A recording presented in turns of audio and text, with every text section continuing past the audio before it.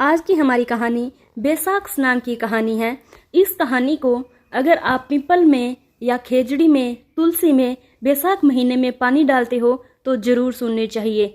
एक राजा था, वह बैसाख महीने में प्रतिदिन ब्रह्म मुहूर्त में उठकर गंगा जी में स्नान करता था। राजा का आदेश था कि मुझसे पहले गंगा जी में कोई भी स्नान नहीं करेगा। राजा जब भी गंगा में स्नान करने जाता, उसे प्रतिदिन शांत जल के स्थान पर हिलता हुआ हलचल युक्त जल दिखाई देता था।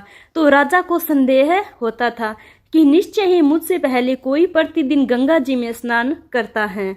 इसलिए राजा ने नदी के तट पर पहरेदार बिठा दिए। गंगा जी के तट पर एक वृक्ष था, उस पर एक बंदरिया रहती थी। वह प्रतिदिन राजा के स्नान करने से पूर्व स्नान करके वृक्ष पर बैठ जाती थी। इस प्रकार होते होते बैसाख माह व्यतीत हो गया, किंतु अंतिम दिन राजा के सिपाही ने देख लिया। उस बंदरिया को पकड़कर राजा के पास ले गए और कहा कि यह बंदरिया आपसे पूर्व प्रतिदिन गंगा जी में स्नान करती है। उधर राजा की प्रतिज्ञा थी कि यदि कोई भी स्त्री मुझसे पूर्व स्नान करती होगी तो मैं उससे विवाह कर लूंगा। इसलिए राजा को बांदरी के साथ विवाह करना ही पड़ा। बैसाख स्नान के पुण्य से बांदरी के गर्भ ठहर गया। 9 मास पूर्ण होने पर बांदरी ने राजा से पूछा कि शिशु जन्म के समय मुझे क्या करना चाहिए। तब राजा ने महल में एक घंटी लगवा दी और बांदरी से कहा, जब तुम्हें दर्द हो उसे बजा देना, मैं संपूर्ण प्रबंध कर दूंगा। राजा की अन्य रानियां भी थी, उनकी कोई संतान नहीं थी। बांदरी को गर्भ है, यह समाचार जानकर अन्य रानियां मन ही मन बांदरी से ईर्ष्या करने लगी और भावी संतान का नाश करने हेतु विभिन्न योजनाएं बनाने लगी। घंटी लगी देखकर एक रानी ने बांदरी से इसका कारण पूछा। बांदरी ने संपूर्ण वृत्तांत सुना दिया। रानी ने बहकाया कि एक बार घंटी बजाकर तो देख ले कि राजा आते हैं या नहीं। बांदरी ने घंटी बजाई तो राजा दौड़े दौड़े महल में आए और घंटी बजाने का कारण पूछा।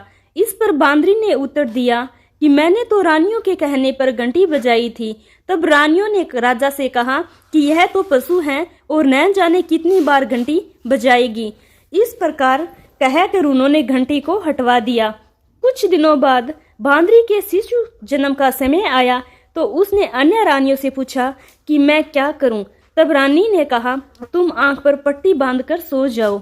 बांदरी के बैसाख माह के स्नान के पुण्य प्रताप के रूप में एक सुंदर पुत्र हुआ। शिशु के जन्म होते ही उसके रोने से पूर्व ही रानियों ने उसे एक टोकरी में रखकर दासी को दे दिया और आदेश दिया कि इसे नदी में बहाकर आओ, और उस शिशु के स्थान पर एक पत्थर रख दिया। राजा को भी कहलवा दिया कि बांदरी ने एक पत्थर को जन्म दिया। राजा ने सुना तो उन्होंने भी संतोष कर लिया कि जब दूसरी रानियों के संतान नहीं है तो यह तो बांदरी है, इसके क्या संतान होगी। उधर दासी ने उस सुंदर शिशु को नदी में न बहाकर कुम्हार के खंदड़ में रख दिया। दूसरे दिन कुम्हार और कुम्हारिन खंदड़ में आए तो वहां एक सुंदर शिशु को रोते हुए देखा। कुम्हार कुम्हारिन बेनी संतान थे। उन्होंने उस शिशु को अपने लिए भेजी गई भगवान की भेंट माना और बड़े प्रेम से शिशु का पालन पोषण करने लगे। कुछ बड़ा होने पर बालक को यह ज्ञात हुआ कि वह रानी बांदरी का पुत्र है, जिसको रानियों ने मरवाना चाहा था।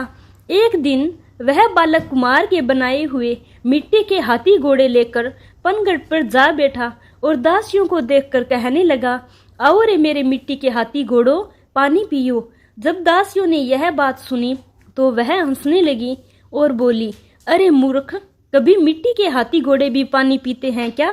इस पर उस बालक ने कहा, कभी बांदरी के भी पत्थर जन्म लेता है क्या? उस बालक की यह बात दासियों ने जाकर महल में कही। तब रानियों ने दूसरे दिन विष मिलाकर लड्डू भेज दिए। ईश्वर की कृपा से लड्डू गोंद और बादाम के हो गए और उन लड्डू को खाने से उस लड़के की मृत्यु नहीं हुई। यह समाचार दासी ने रानी को कहा और रानी ने राजा से कहकर कुम्हार को देश निकाला दिलवा दिया। कुम्हार वन में रहने लगा। उसके बाद अगले वर्ष चैत्र माह में माता गंगोर के पूजन का दिन आया तो वह बांदरी का पुत्र 108 करवे और 108 गोली लेकर तथा घड़े में पानी भरकर बगीचे के बाहर बैठ गया। उधर राजा की और साहूकार की पुत्रियां गणगौर बनाने के लिए मिट्टी लेने के लिए आई तथा बगीचे में खेलने और झूलने लगी। इस कारण कुछ समय बाद उन्हें प्यास लगी।